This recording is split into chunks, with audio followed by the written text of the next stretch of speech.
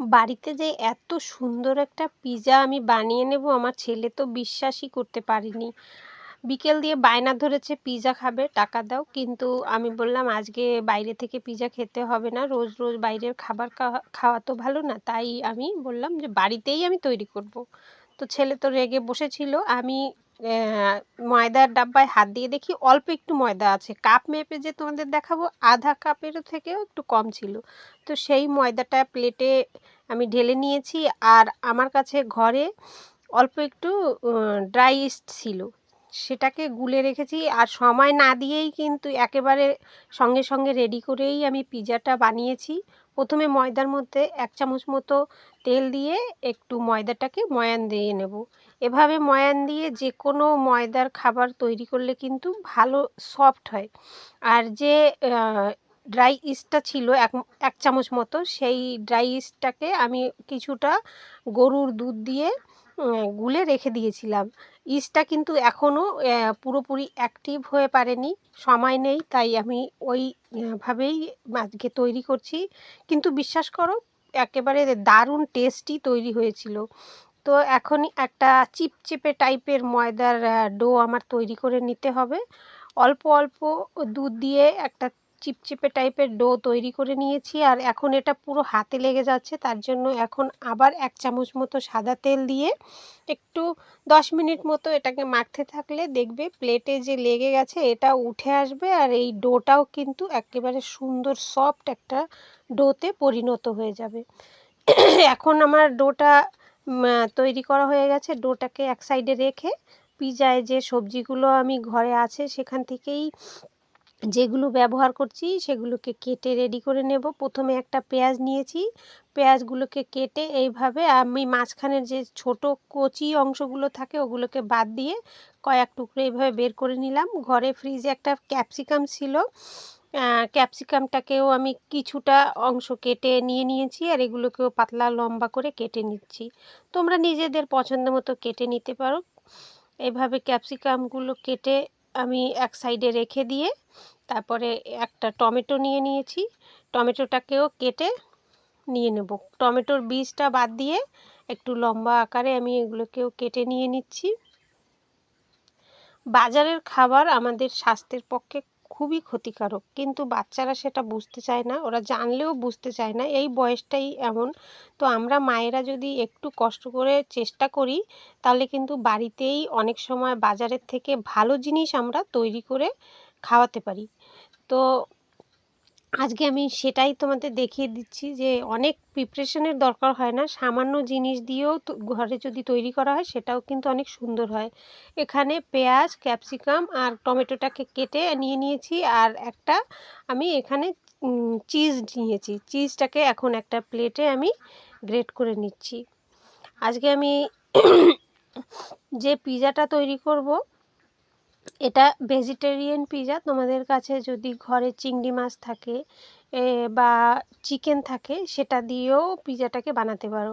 এরপরে ওই ডোটাকে আমি বেলে নিয়েছি একটু পাতলা করে। পাতলা করে বেলে নিয়ে দেখো একটা ননস্টিকের তাওয়া নিয়েছি। তাওয়ার উপরে আমি প্রথমে ওই রুটিটা দিয়ে দিলাম। এরপরে একটা কাঁটা চামচের সাহায্যে এর গায়ে ভালোভাবে এরকম ফুটো করে নিতে হবে। না হলে কিন্তু যখন গরম হবে তখন রুটিটা ফুলে যাবে আর আমাদের যে পিজাটা সেটা কিন্তু ভালো হবে না। তো দেখো আমি কিভাবে কাঁটা চামচ দিয়ে রুটির সমস্ত গায়ে খুব সুন্দর করে ফুটো করে নিলাম। এরপরে আমার কাছে এখানে ছিল একটু পিৎজা সস আর একটু টমেটো কেচাপ আমি এর সঙ্গে মিলিয়ে দিয়েছি। এবারে এই সসটাকে ভালোভাবে রুটির সমস্ত জায়গায় মিশিয়ে নেব। এরপরে অল্প একটু গ্রেট করা চিজ আমি ছড়িয়ে দিচ্ছি। চিজটা কিন্তু আমি যতটা জানি আমাদের হেলথের জন্য ভালো না। তাই আমি অল্প করে ব্যবহার করছি। পিজা যদি বানাতে হয় তাহলে অল্প খেলেও চিজ তো খেতেই হবে। এটা ছাড়া তো পিজাটা তৈরি করা সম্ভব না। আর এদিকে আমি আগে দিয়ে কেটে রাখা টমেটোটাকে সাজিয়ে দিয়ে এখন আমি ক্যাপসিকামগুলোকে সাজিয়ে দিচ্ছি। তোমরা নিজেদের পছন্দ মতো সাজিয়ে নেবে। এরপরে দিয়ে দিচ্ছি পেঁয়াজের টুকরোগুলো। এইভাবে সাজিয়ে নিলে দেখতে কিন্তু খুব সুন্দর হয়। আর এম কিছুটা সবজি ছিল সেটা আমি মাঝখান দিয়ে আবার কয়েকটা টুকরো দিয়ে দিচ্ছি। ময়দার যেকোনো আইটেম খাওয়ার সময় চেষ্টা করবে যতটা সবজি ব্যবহার করা যায় ততটাই ভালো। দেখতে সুন্দর হবে আর ফ্লেভারের জন্য টক মিষ্টি ফ্লেভারটা আসলে কিন্তু এখানে আমাদের কাছে ভালোই লাগে। তাই আমি কিছুটা কালো কিশমিশ আমার ঘরে ছিল সেটা দিয়ে দিয়েছি সাজিয়ে। এরপরে দেখো অল্প একটু সাদা তিল নিয়ে নিয়েছি সেটাকেও ছড়িয়ে দিলাম উপর দিয়ে। এরপরে আবার বাকি যে গ্রেট করা চিজটা ছিল সেই চিজটাকে আমি সমস্ত জায়গায় ছড়িয়ে দেব। তোমাদের চিজটা পছন্দ থাকলে অবশ্যই আরও অনেক বেশি করে চিজটা দিতে পারো। আমি অল্প করেই চিজ ব্যবহার করেছি আর উপর দিয়ে আধা চামচ মতো চিলি ফ্লেক্স নিয়েছি। একটু ঝাল ঝাল ফ্লেভার হলে ভালোই হয় খেতে, তাই চিলি ফ্লেক্সটা উপর দিয়ে আমি ছড়িয়ে দিয়েছি। এখন এটা বেক করার জন্য রেডি।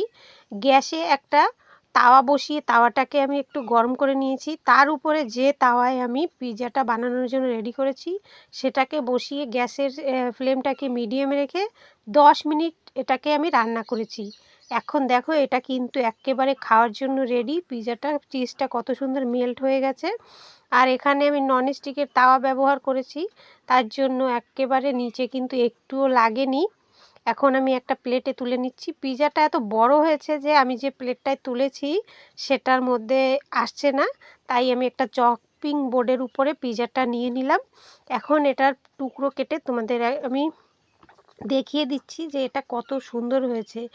আমি একটুও বানিয়ে বলছি না, পিৎজাটা খেতে কিন্তু দারুণ হয়েছিল।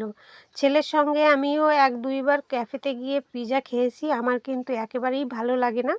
কিন্তু আজকে বাড়িতে তৈরি করেছি, আমি নিজে তৈরি করেছি তার জন্য আমি বলছি না, সত্যি বলছি পিৎজাটা খেতে দারুণ হয়েছিল। আমার হাজব্যান্ড এই ধরনের ফাস্টফুড কিন্তু এক্কেবারেই পছন্দ করে না, কিন্তু আজকে উনিও ৪ পিস পিৎজা খেয়েছে আর বলল না অনেক ভালো হয়েছে। তোমরাও কিন্তু খুব সামান্য উপকরণ দিয়ে অনেক বেশি মেজারমেন্টের কোনো দরকার নেই, এইভাবেও তৈরি করে নিতে পারো দারুণ টেস্টি পিৎজা।